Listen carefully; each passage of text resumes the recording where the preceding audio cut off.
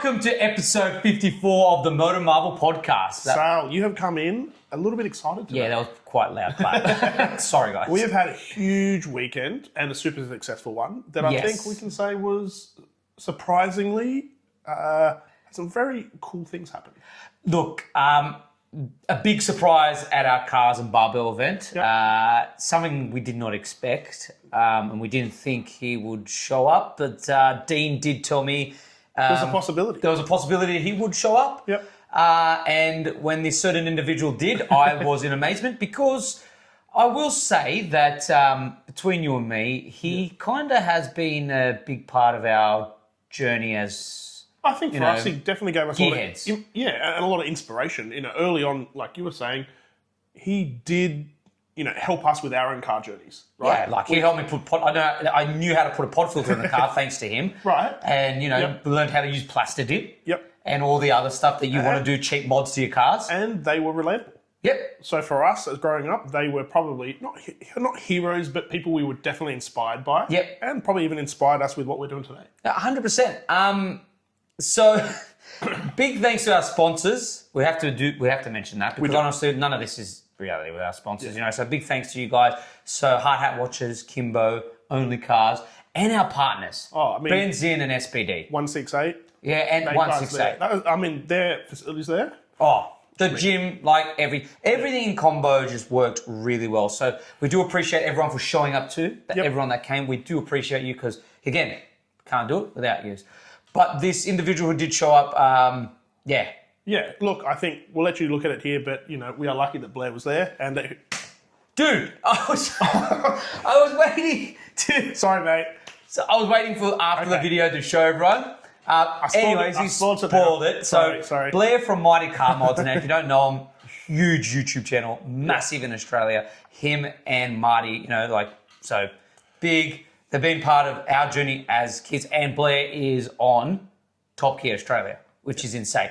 So since you ruined it, sorry, let's watch the video. Let's go.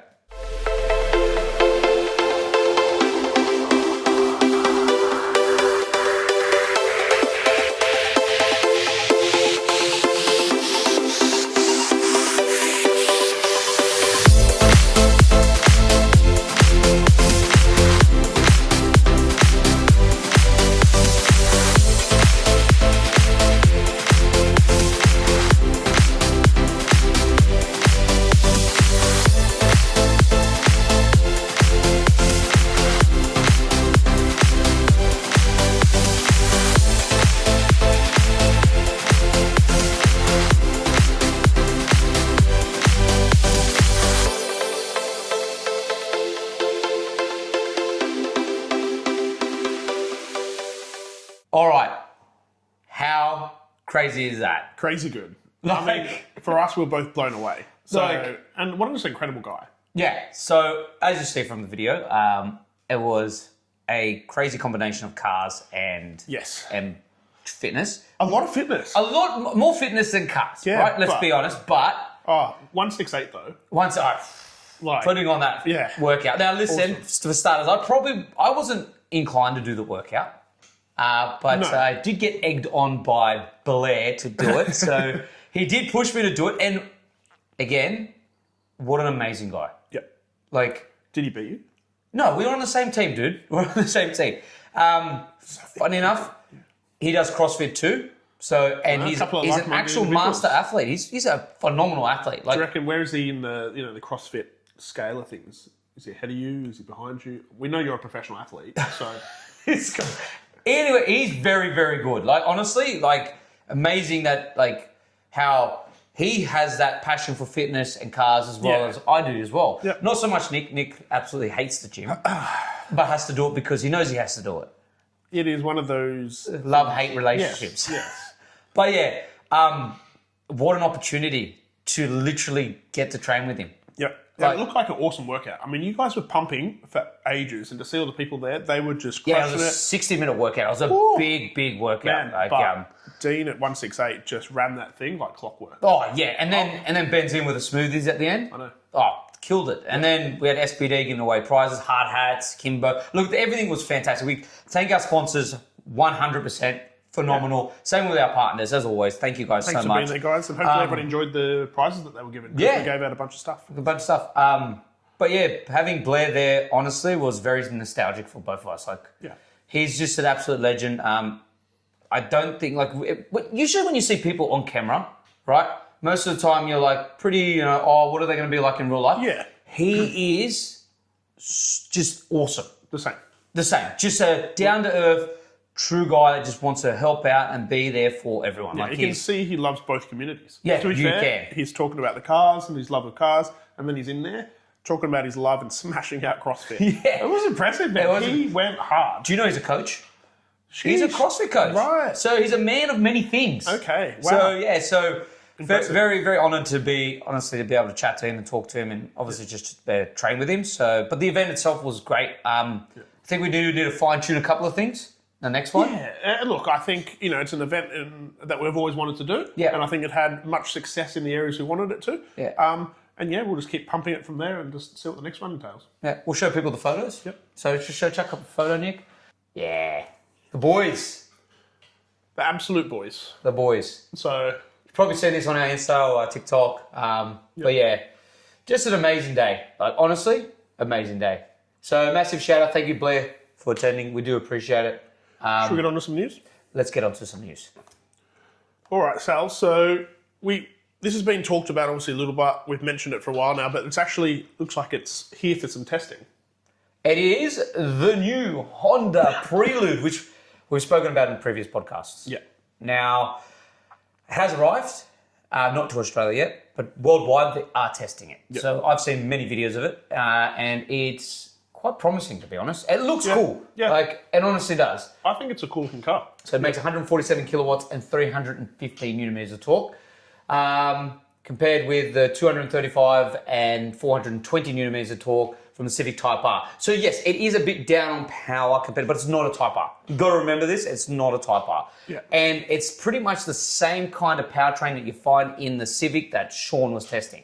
And Sean, when we spoke to him on the weekend, said that is a phenomenal car for what it is. Yeah, he loved it. And for this to have that, and I think it's gorgeous. I think the looks of the new Prelude looks awesome. Yep. The engine, remember this is the entry level, so more to come. I don't think they'll do a Type R. They may do like a Type S or something. That's what I was thinking. A softer, more user-friendly version. I would be surprised if they go a full hardcore Type R. Yeah. But I reckon we might get a Type S. Yeah, so... Something a little bit more sporty and a little bit more for the enthusiast. Yeah. While still keeping that sort of, I guess, a bit more drivability on the Prelude you'd expect. Yeah, it's a good-looking car. And you know what I like about what Honda's done? They've stuck their guns out and they've made the concept a reality. Because it's not too far from what we saw with... And they've said they're going to do it, and they have. Unlike some other brands who say they're going to do things... Mazda! Sorry, we're still waiting for things to happen. Yeah, constantly talking about a rotary, which still hasn't happened. Which still, we just get concepts of things here and there and never comes through. So we're happy about this because I think even for us, Preludes were something back when we were younger. 100%. Super cool cars. Yeah. And to have a new one now, I hope it lives up to some of the hype from before. Yep. Yeah. So next we have... Yeah, some leaked Hilux info. I don't know where you stand on this. Give us your opinion, Sal, because you are the expert from this channel. Yeah. It's quite disappointing. I don't really like that front end. I don't know what they're trying to do there. No, and look, typically you and I are a little bit different when it comes to these sort of cars too. Obviously the Tasman I quite like. You're not a big fan of. I'm with you on this one. That is not great. It looks very odd. Yeah, I don't know. I just look at it and I'm like... There's a lot of sharp angles with no end. With like no reasoning or connection. No, there's no connection. What are they? I don't get the little Then the squinty headlights? Yeah. And then it's got kind of the big flat front. I don't know. It's some weird design. The rest of it's standard Hilux. Yeah, it just looks normal. Yeah, it looks normal. The front is the thing that's quite different. And I don't think different in a good way. You know, I whereas the really- Tasman's different, but I think in a good way. You're No, not too I'm growing sure. on the Tasman. Yeah. I am. This, I think, is different without being good. Now, I guess we'll see when it comes to reality. And I'm as actually quite upset with this. as we know, though, like, right, we'll see when it comes to reality, yes. But also, second, cars always look different in person than they do in a photo. So we can look at these photos and go, maybe in person it's a bit different, or maybe with a different colour combo, or I don't know. We'll see. But at the moment, these photos are looking not great. Yeah, I'm not. We're not sold. Nah. Anyway, let us know what you guys think, because some of you might like it. As you know, Sal and I are definitely not always on the same page when it comes to certain cars. certain cars. But yeah, it'd be interesting to see what you guys think, because Next, BMW is dropping the competition badge. yeah, and I think what they're doing here sounds like probably something BMW owners have been talking about for a long time, and that's probably a frustrating part of BMW ownership. Yep. I've experienced it, and I think many other BMW owners have experienced it, where over the years you end up getting, you know, a model release. Yep. And so we go, hey, here's an M3. Yep. Let's take the F80 for example. They then go 12 months out, here's a F80 LCI 1. Yep. With some slight modifications, headlights, a couple of things, a few more features. And then another 8 months later or something, it's an LCI 2. Yeah. And they've done a few more, couple of bits and pieces. Yeah. And then after that, it's like, oh, well, let's do a competition. Yep. And then let's do a pure. Then let's do a CS. And so what ends up happening to all these owners, the people who buy the initial one, or the LCI, is it just devalues it. 6, 12 months or whatever they bring these updated models, it just kills the value of all the other ones. And then all you keep thinking is, oh, but I want the better one. Or I want the new one.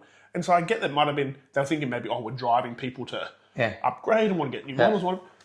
But it was frustrating the BMW community that there was just so many variants and so many models that were just killing resale of so many people's cars. So I think now they've pretty much nailed it down to standard M, CS, CSL. which I think is fantastic. Thank you. They've just, and they're including a lot of what they would expect in a normal competition version. They're just putting it in a standard car. So everything you'd think, oh, we should have got that, it's just in there as from the get-go. Yeah, from the get-go. Yeah, and then they're going to have the specialer editions being the CS and CSL. To be fair, you're seeing this happen, a lot of brands are doing this. A lot of brands are only offering one trim now. Yeah. So a lot of brands are just going, well, there's no point. There's no point of it. Yeah, car options are just becoming less and less. Yeah. And they're just offering a lot for standard. And really the options that you get are colours. Well, you got to think about this. If you're offering, say, for example, only 2 engine variants in a range, right? So say it either be a 2-litre 4-cylinder and a straight 6. Let's just use BMW, for example, right? Why do you need to have then different models for that same engine and then different models for that straight 6 turbo? You might as well have one model, and then add optional extras to your car as you please, but that's it.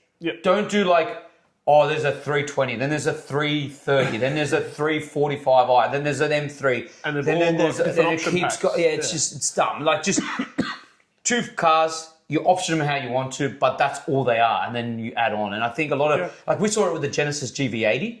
They are now only offering the 3.5 litre turbo. That's it. There's no other engine choices. And they're not the only ones. We see this happening with a lot of manufacturers doing the same thing, and I'm all for it. And I think it probably benefits them too. Because they don't have to stock and make and develop all these different options and variants and styles. And to be fair, majority of people now, surely they know what engine they want. What's selling and what people are wanting. And so that they can just go, right, well, this is the offering. If you want a different offering, here's a completely different model of the car, or here's a different, something over here. But I think for me, BMW doing it is like, Thank you, finally. Because it's been killing people for a long time. I'm just thankful that they have finally done this. I think it's bloody 10 years past where they've been giving us too many models from the get-go, and to have this actually happen is fantastic. Yeah, and I think it's good for them and good for us. I really do. Simplifies the model range, keeps everyone happy that when they buy an M3, the only thing that's going to be better than it is a CS, which is going to be a different car on its own that you may or may not want anyway. Not just, hey, we've devalued my car by making one slightly better. Yeah, I agree. So, props to them. I think this is great. It's finally happened. Good job, BMW. So, since we've just finished this debacle with BMW, and something I think we're now thankful for. That they've completely gotten rid of all those stupid badges. Yep. Which is mad. To finish off the news, we will talk about Jeff. Now, if you don't know Jeff and you're new to the channel, well, he was originally on one of our podcasts. Suitbyday. Suitbyday. Amazing guy. Absolutely amazing guy. He has a beautiful Series 1 Land Cruiser. A Land Rover. Land Rover. Land Rover. Come on, mate. Sorry, let me get that right. Land Rover. Sorry, Land Rover fans. Land Cruiser. I don't know why it went to my hand. We were very lucky. We did a Pride and Joy episode with him on the weekend. Yes. And just got to see this car inside out, take it for a drive. It was... Yeah, what an experience. Now, the amazing thing about Jeff's story, if you're new to the channel and you haven't watched his previous podcast when we interviewed him, he has built this car from the ground up in his garage. Yeah, by himself. Pretty With much YouTube. Yeah, I was going to say, pretty much all self-learning. Yeah, which is amazing. Yeah. So that will come out later on in the week. Please check it out. Trust me, you don't want to miss it because the build and how he's changed it and how he's personalised it, it is really, really a nice car. Yeah. And what a fun car. It is very cool. I mean, the people that look at you as you're driving that car, I think part of them are just like, oh, that's cool. And the others are just like, what the hell is that? Yeah. What are you? So, look, it's a car that you have to actually drive. I think for you, so Sal got to drive it, and you'll see in the video, but one of his major comments was the steering. This did He's just like this the whole time, even just to go straight. Yeah. So in a usual car, because there's no power steering, in a usual car, you just point and the car just drives. You don't have to worry about anything. Like it will go. And these days, lane keeping assist and everything. Can you imagine like the youth of today trying to drive that? No. A tree. Yeah, that'd be wall. like, what is going on? You're literally fighting the car. To go straight. You're just constantly holding and wrestling the steering wheel. Then you have to change gears. But then when Jeff got in it, Mate, how many times do you think he's driven that? yeah, it's true. His brain would have just been auto the whole time. But it is fun. I get the whole nostalgic reasoning for driving that. Like how it reminisces old, trucks in the past. And it's cool, man. Not a car you would daily though. Oh hell no. But we did ask Jeff about other Land Rovers and what people have done, and he's spoken about some people have put LS1s in them. Idiots. I think that's pretty cool. I think it's very silly. Why? You want to... Could you imagine LS1, modern brakes, No. That'd be awesome. I think it's just butchering it. An LS does not belong in that car. Do you know what does belong in that? RB26. Or even... Can we wrap this episode up? a BMW straight six, naturally aspirated. So you get one from the old E90. That is about series. the only one I may say has some merit. Oh, no, you know what engine would do phenomenal in that? We've got Sal on a Tism BMW straight six turbo diesel. No. Why not? No. Stupid amount of torque. No. Reliable. That car isn't built for that. How are you going to put the you power just through the reinforce drivetrain? everything and then you just put, modern stuff. It'd be fine. No. Anyway, let's wrap this up before we get Sal on a really big... Custom build tangent. Literally. Jeff's going to be watching this going, no. What are you're never doing any of that to my car. Anyways, stay tuned for that. Obviously, more stuff on the Cars and Barbell event, as well as the Mark E review, plus much more content. There's so much more content coming out. But guys, again, let's just wrap this up by saying a massive thank you to every single one of you that did come. So we do appreciate it. Also our sponsors and our partners, and obviously Blair from Mighty Car Mods. Thank you for coming, dude. Yep. And see you guys on the next episode and hopefully the next event. Correct. And that's all for today. Don't forget to like and subscribe.